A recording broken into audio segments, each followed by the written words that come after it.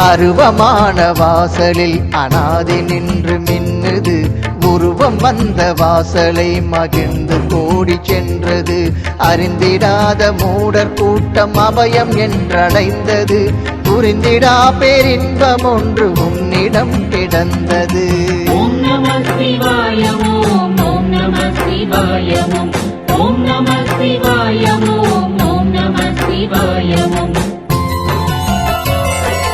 ஊமையான ஓரெழுத்தில் உடலதும் இயங்குது வாமையான கலை பிடித்து மாயையுள்ளடங்குது ஆமை போல பொறியடக்க புலனதும் மறுக்குது யாமை மாற்றி உள்ளொளிக்க மனமதும் அடங்குது. ஓம் நம சிவாய ஓம் ஓம் நம சிவாய ஓம் ஓம் நம சிவாய ஓம் ஓம் நம சிவாய ஓம்.